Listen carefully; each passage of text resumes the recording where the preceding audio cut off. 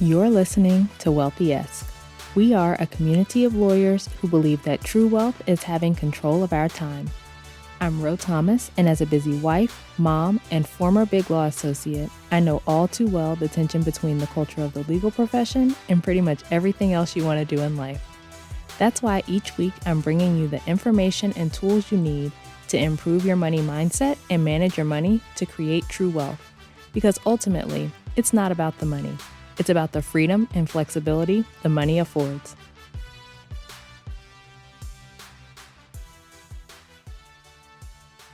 Hey friend, welcome back to the show. I hope you are doing well and having an amazing day so far. So today we are talking about willpower. I hear willpower come up a lot when I'm talking to lawyers who are struggling with living paycheck to paycheck and don't know where their money's going, and they want to make a change in the way they manage their finances. Often they'll say things like, oh, I know I just need more willpower and I'd be able to do it. And that's not it at all. That's a common misconception about what it takes to really make a change in your life. Everyone thinks it's about willpower and buckling down to make the change and sticking to it, and I disagree, which is why I want to talk about it. It kind of goes hand in hand with our conversation last week about deprivation. So if you missed that one, make sure you head back and listen to it. But willpower and deprivation are not helpful when you're trying to change the way you handle your money, because you want to make a lasting change in your life. You don't want to just buckle down until you pay off your debt and then go back to living paycheck to paycheck and not knowing where your money's going. And it takes more than willpower to make a real change. So first, let's get a definition of willpower to look at. Here's the definition I found that I think is really on point and relevant for our conversation today. Willpower is control exerted to do something or restrain impulses. Control exerted to do something or restrain impulses. On the surface, that sounds kind of good, right? Like, yes, I need to exert control and restrain my impulses and fix my money. But when you really think about it, do you want to be controlled? Because I know I don't. Continuously exerting control is very draining, and it's about trying to make yourself do something that you don't want to do. It's exhausting because you're using so much energy trying to force your way to the results you want. You're almost fighting yourself. You need to think about willpower, or you need to think about achieving the results you want in a different way, because willpower will only work for so long. The reason why willpower doesn't work is exactly because you're fighting against yourself.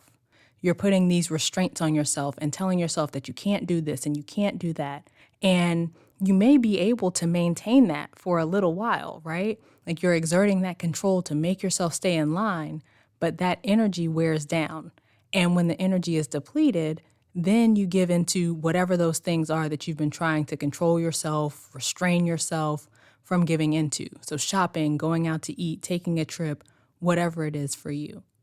You know that you're trying to make a change from willpower when you're saying things like, I can't have this, or I can't do that. I just have to buckle down. Or when you can't wait until you reach your goal so you can live your life the way you want to. Or if you think you just need a break from the way you've been managing your money. None of that is going to be sustainable long term. And we've talked about it in the context of budgeting before, where people say things like, I can't go out to eat, I'm on a budget. Or I can't go on vacation, I'm on a budget. As if being on a budget is synonymous with not having these things or not doing these things that you want to do. Your budget is just a plan for how you're going to spend your money, and it can include going out to eat, vacations, whatever else you want it to include. But the point is, you're making an intentional plan for how much you're going to spend in those areas so that you can use your money for the things that matter to you. With any habit you're trying to change, you want to make it a sustainable lifestyle change, which means changing your relationship with money, with food, with whatever the thing is that you want to change. Because if you don't, then you will continually be butting up against yourself and trying to control yourself and resisting this thing, like trying to make yourself do this thing to get the result. The way that I teach my clients to think about managing their money is to think about the overall goals they have for their money. So it's not about, I can't do this or I can't do that. You can do whatever you want to do. You're grown, right? You're an adult and you can choose what you want to do with your money. But you want to think about the grand scheme here. So think about the goals that you have for yourself. Often we don't think about our goals when we're spending money day to day. It's just swiping and tapping the credit card or ordering stuff online and not thinking about the impact that has on the bigger goal. With every dollar you spend, you're making a trade-off. And so when you're thinking about the goals that you have and taking them into consideration when you're spending, then you're thinking about those trade-offs, right? I might choose not to spend on this thing right now so that I can have more money to make progress on this goal that I have. And recognizing that by spending on the thing, I wouldn't be able to use that money for my goal. So rather than trying to control myself and push myself into doing the quote right thing, right, the thing I'm supposed to do, instead, I'm making decisions because I want something different. You're making different decisions because you want something different for your life. You're not beating yourself into submission, trying to stick to this restrictive plan because it's the responsible thing to do and what you're supposed to do if you want to do better with your money. And so instead of trying to stick to willpower and control yourself and make yourself do it, you're making a plan for how you're going to use your money throughout the month to move you closer to your goal. And then you're sticking to that plan and noticing when you want to get off track with the plan, and then explore why and question if this thing that would take you off track is more important to you than the long-term goal that you have. But note that you're doing that not from this place of restriction and beating yourself up, but from this place of love and compassion for yourself and what you want for your life in the future. Many of my clients, when we first started working together, were spending thousands of dollars a month eating out and didn't realize it. They have these other goals, but they didn't have the money to put toward those goals because they were spending it on food. And so once we start working together, they may decide that they're going to spend less in this area, and others as well, but eating out is the common one across multiple clients, so that's why I'm talking about that one. But they decide to spend less eating out so they can put more money toward a goal they have. So let's say they're spending $2,000 a month going out to eat. Maybe they plan to spend $1,500 a month going out to eat instead. But that's a choice they're making to get them closer to whatever goal they're working on, building their savings, paying off debt, whatever. Sometimes they may not quite hit the goal they have for a particular month. So maybe they were aiming to pay off X amount of debt this month, but they spent more than they planned to, and so they were only able to pay half that. The way they treat themselves if they don't hit that goal shows whether this is a lifestyle change or if they're trying to make themselves do something through willpower. When it's a lifestyle change, they're not beating themselves up and, see, I knew I couldn't do it and all of that. It's recognizing that they're closer to where they want to be and acknowledging what they've achieved, even if it's not quite as much as they wanted it to be in that month. They are closer to this goal that they have. Often it's paying off credit cards or student loans. And then when they first come to me, they're not making extra payments on their debt at all. So recognizing, hey, I'm able to make an extra payment on this debt this month.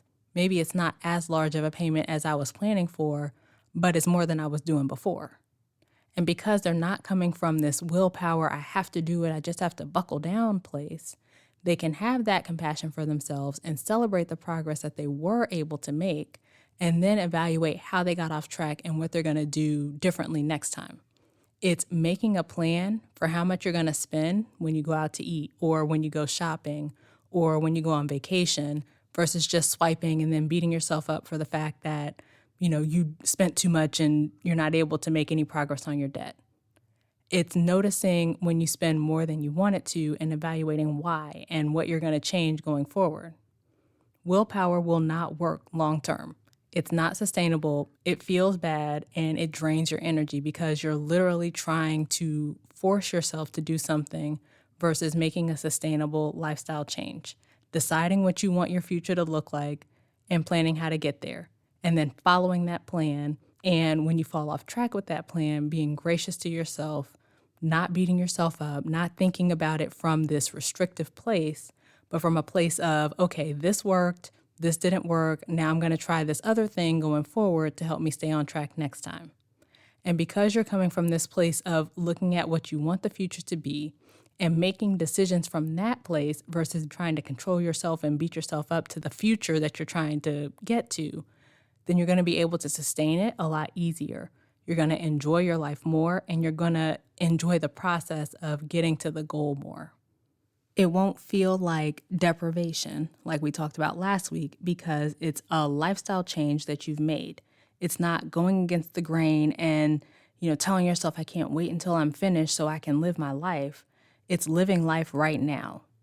I know I draw this parallel a lot, but it reminds me of dieting when people can't wait until their cheat day. That's how you know it's not a lifestyle change. It feels like a deprivation thing for them. What they're doing is not something that they want to do long term. They're restricting themselves and trying to control themselves versus changing the way that they live their life, the way that they manage their food, that kind of thing. And so it's the same thing with your money. It's not restricting yourself and telling yourself, I can't do this and I can't do that, and just trying to willpower your way through and buckle down. It's changing the way that you view your money, the way that you manage your money, your relationship with money for your life so that you can get to the goal that you have, but you would continue to manage your money in that way going forward.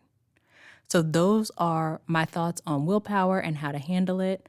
If you know that you want to improve your relationship with money and pay off your debt and build savings from a place of more ease, you're tired of beating yourself up and telling yourself that you're doing it wrong and all of that, please reach out to me and let's talk about how we can work together. You can head to rothomas.com/call.